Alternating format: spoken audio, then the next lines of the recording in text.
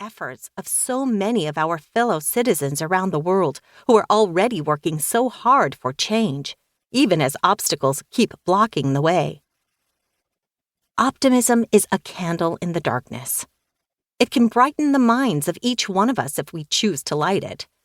And as the Buddha said, brightness of mind is both the final goal of the path of enlightenment and also the first step.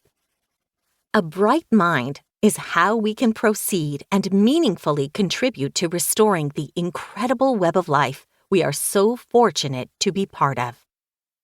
Christiana Figueres, founding partner of Global Optimism, former Executive Secretary of the United Nations Framework Convention on Climate Change, 2010 to 2016. My why. Climate optimism, a framework based on the idea that we can restore the Earth back to health, and in doing so, protect the people that inhabit this planet. A small percentage of humanity has slowly been poisoning our shared home, from the polluted groundwater below our feet to the tainted skies above our heads. For some, it's easier to give in to the poison, accepting it as the new normal. For others, this poison has infiltrated deep into their countries, homes, families, and bodies. In a few years, it will be impossible for anyone to avoid the damage that this poison carries with it. Increasingly intense natural disasters, more pandemics, hotter temperatures, and wars over depleting natural resources. So, why pick up a book on climate optimism? This book is for young people who are terrified for their futures. This book is for climate advocates who tirelessly call for action but are run down from fighting what often feels like a losing battle. This book is for elders who have been fighting for change for as long as they can remember. This book is for my future children, who are not responsible for the world they will be born into, yet will reap the consequences of our actions if we fail to act rapidly. This book is for a 17-year-old me, impassioned to save the planet, yet overwhelmed on how to do so. At the risk of coming off as exclusionary, let me also state who this book is not for. This book is not for the political leaders around the world who have failed to heed scientists' warnings and take adequate action to protect the planet and its people.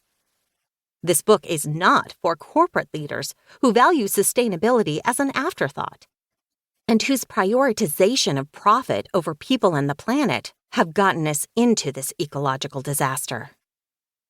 This book is not for members of civil society who are lukewarm on the issue of the climate crisis, claiming that it is a problem, but far less of a problem than scientists agree on.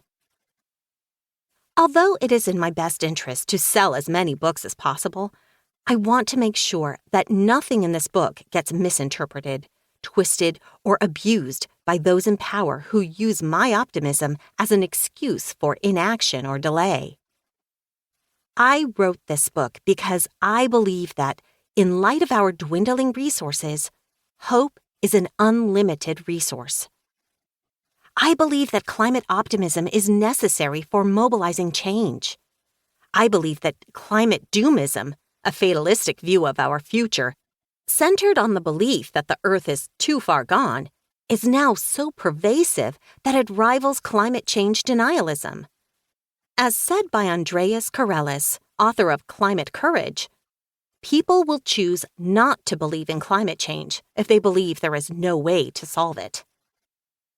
I believe in the inextricable link between climate change and any social justice issue.